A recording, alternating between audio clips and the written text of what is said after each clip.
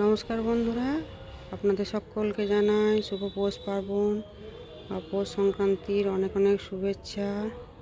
তো এই পৌষ সংক্রান্তি অনেকে অনেক রকমভাবে পালন করে, কারণ আমাদের যে বাংলার 12 মাসে 13 পার্বণ, সেগুলি সমস্ত ঋতু নির্ভর।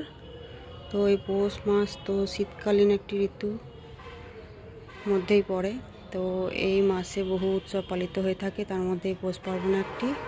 তো এই পৌষ পার্বণে যেহেতু এই সময় মা লক্ষ্মী ধান ঘরে আসেন এবং নতুন চাল থেকে অঘ্রাণ মাসে নবান্ন উৎসব পালিত হয়ে থাকে, সেরকম পৌষ মাসেও পিঠে পুলি এই সমস্ত ঠাকুরকে নিবেদন করে সকলে গ্রহণ করে থাকে এবং উৎসব পালন করে থাকে। তো এই পৌষ মাস তো লক্ষ্মী মাস। এই মাসে মা লক্ষ্মী ধান ঘরে আসে এবং ধান থেকে যে চাল তৈরি হয় তার থেকে বহু উপাদেয় জিনিস তৈরি করে আমরা খেয়ে আনন্দ করে এই পার্বণ পালিত করে থাকি। তো তার মধ্যে এই পৌষ সংক্রান্তিতে যে পিঠে পুলি উৎসব হয়, সেটি শুরু করার আগে আমরা মা লক্ষ্মী রূপী পৌষ মাসকে আগলে রাখার চেষ্টা করি, কারণ এই লক্ষ্মী মাসকে আগলে রাখতে পারলে আমাদের সারা বছরটা খুব ভালো যাবে। সেই উদ্দেশ্যেই আমরা এই উৎসব পালন করে থাকি। তো আমরা এই পৌষ মাস আগলে রাখবো, পৌষ আগলানো উৎসব পালন করব, তারপরে পিঠে পুলি উৎসব শুরু করব। এই পৌষ আগলে রাখার যে রীতি, তার জন্য মা লক্ষ্মীরূপী পৌষ বানাতে হবে। তার জন্য এই সময় যে বা এই ঋতুতে যেসব ফুল পাওয়া যায় সেই সমস্ত দিয়ে এই যে গোবরের নাড়ু বানাতে হবে এবং তার মধ্যে গেঁথে দিয়ে মা লক্ষ্মীকে নিবেদন করতে হবে। সেটাও আমি দেখাবো পরে। তো এখন পৌষ গড়ার কাজ শুরু করব। এখানে মা লক্ষ্মী গোবরকেও মা লক্ষ্মী রূপে পুজো করা হয়, কারণ গোমাতাকে মা লক্ষ্মী রূপে আমরা জানি, কারণ গোমাতার কোনো জিনিসই আমরা ফেলি না।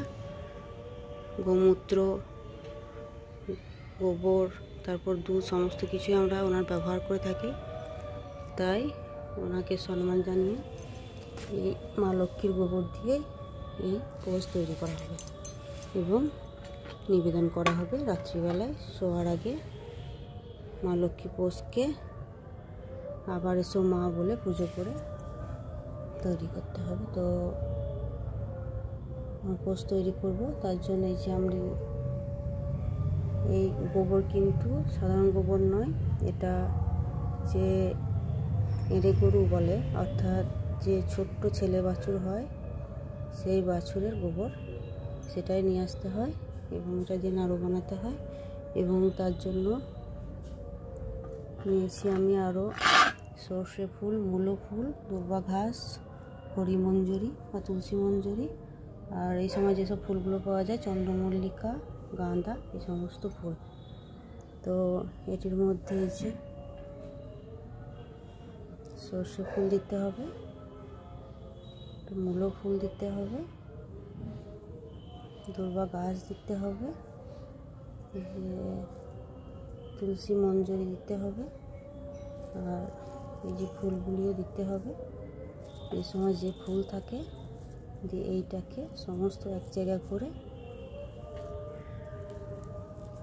টিপে এটার একটি পিরামিড মতো নাড়ু বানাতে হবে। এই যে এইভাবে এই তিনটেকে এক করে একটি নাড়ু তৈরি হয়ে গেল। এটাই চালগুলোর উপর বসিয়ে দিয়ে সন্ধ্যাবেলায় পুজো করতে হবে। তো এইভাবে আমি একটা একটা করে বানিয়ে নেব। বিজোড় সংখ্যায় বানাতে হবে।